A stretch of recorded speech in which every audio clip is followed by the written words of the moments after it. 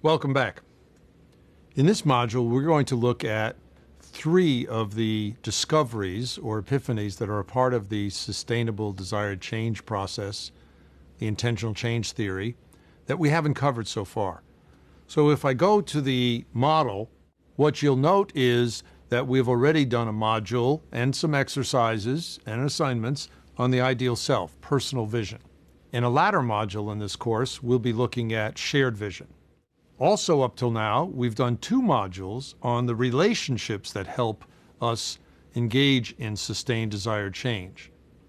So what we're looking at, again, is how do we help ourselves and others move through this process, because it is moving through this process in iterations that helps us with the sustainable part of desired change. And we continue to ask the question, what helps us move from one stage to the other? And these are the tipping points we talked about.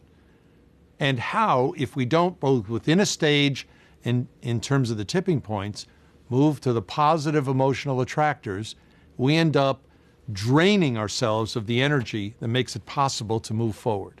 So what we want to do is to, as we cross into new stages, burst into them with the positive emotional attractor as the dominant sense about it, open ourselves up, practice some, go into the negative emotional attractor, and then come back to the positive as we prepare for the next change.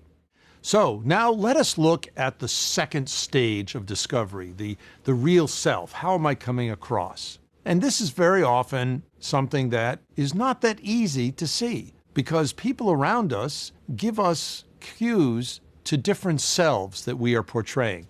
I know it sounds funny. How can you have multiple selves? Well, sometimes people say, think about your different roles in life. I'm a mother, I'm director of an agency, I'm a wife or partner, I'm a chairperson of a group in this professional association, I'm a member of this community group. You may or not act consistently in each of these places. And one of our colleagues, Herminia Ibarra from INSEAD, has talked about this as multiple selves. And certainly professional women still have to deal with more multiple selves than most professional men because of some of the structural and other forms of sexism in our society.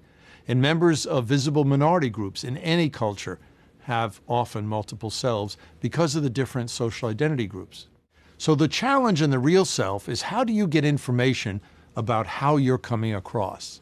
And how do you contrast that with what I call the faux self? And the faux self ends up being those images you have about yourself that you begin to adjust to in small ways that end up having you have a sense about yourself that's really distorted. I mean, like one of the people we told a story about, when an executive in the Resonant Leadership book saw himself as the go-to person. He felt he was the one in the company that every time they wanted to get something done, they gave him the job. What he didn't realize, that everybody else thought he was a real jerk, kind of a pompous fool, and tried to avoid him. So the difference between his faux self versus how he was really coming across was quite dramatic.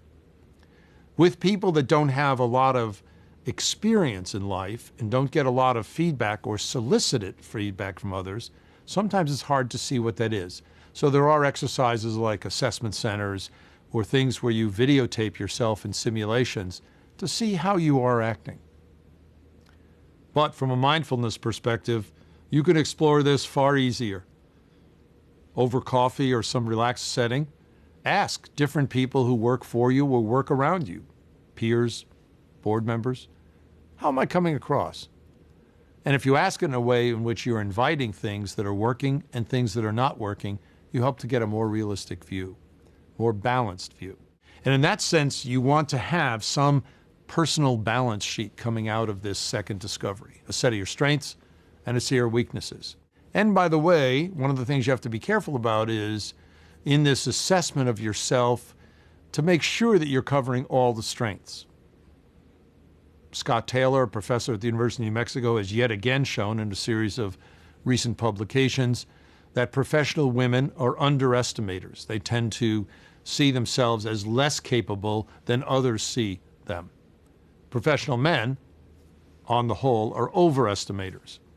So one of the things we have to do is be careful about this overestimation bias. To a large extent, our strengths and our weaknesses are like a yin-yang. They're in the context of each other. And you always have to be careful about the fact that any strength taken to an extreme can become a weakness. Emotional self-control is very important. But if a person practices too much emotional self-control, they shrivel and they're inactive. Self-confidence is important to engender a certain faith and belief in the vision, the mission, hope for the organization. And yet, self-confidence taken to an extreme becomes arrogance. So, keeping in mind this yin-yang of our strengths and weaknesses is useful. As we have a personal balance sheet, we enter into the learning agenda, the third discovery. I had warned you in one of the earlier modules that we should be careful that this is not a performance improvement plan, because that usually invokes a person's sense of what they should be doing. This is about something you look forward to trying. But there are a number of traps that get in the way. I mean, a lot of us are into planning, and there are all sorts of planning systems out there that have been sold to us over television or through consultants. It's not as simple as coming up with a to-do list. So, for example, Annie McKee, in her doctoral dissertation in 1990, was able to document and show, and we wrote about it in our 2005 book, she and I did, Resonant Leadership, that people have different planning styles. Knowing your planning style helps. She was able to show in a population of graduate management students from a wide variety of sectors that about 25% of the population planned by setting specific measurable goals, which she called objectives-oriented planning. About 25% planned by what another doctoral alum and friend of mine, Michael McCaskey, showed in one of his early articles is domain and direction planning. You talk about some place you would like to move toward, but without the specificity of a target or a deadline. And others are more task planners. They actually don't like to think about the end state. They like to think about what are the actions or activities I'm going to do along the way.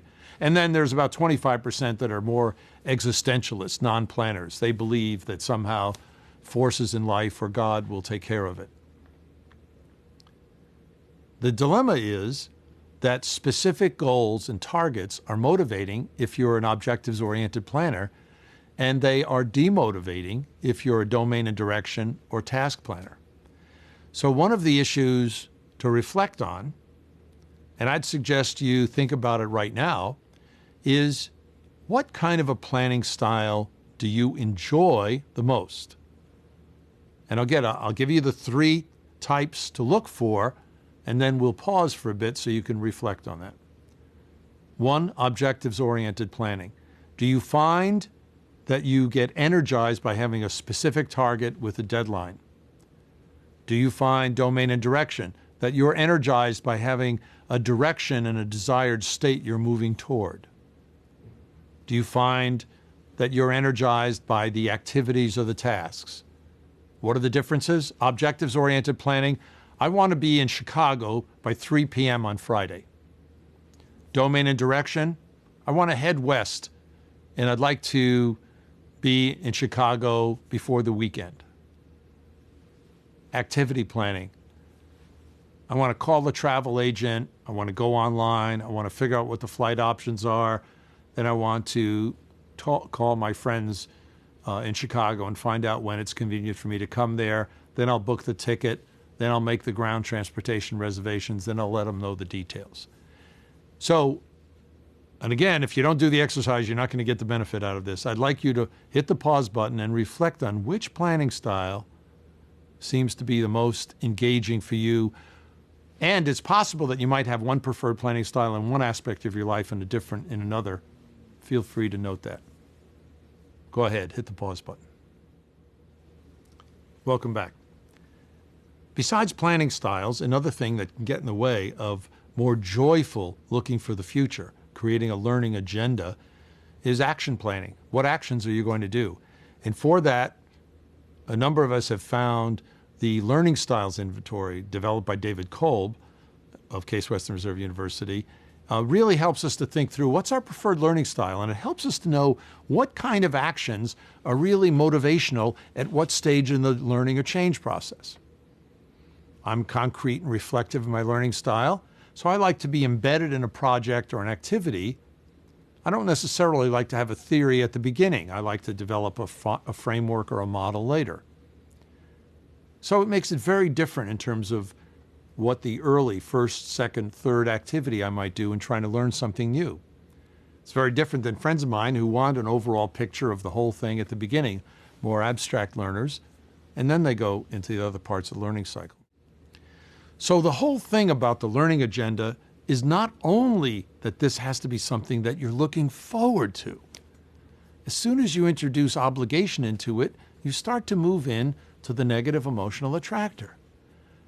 Why are there so many, ghastly number of obese people, and even not just obese, but overweight people in the United States of America, in the world right now, but in the United States? It's because every time people set a goal to lose weight, they can't. Why? It's a negatively framed goal.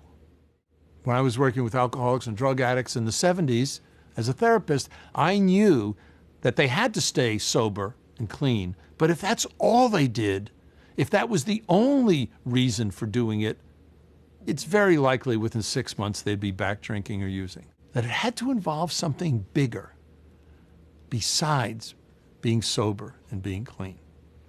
Something that pulled them toward it, a positive, exciting goal, a learning agenda.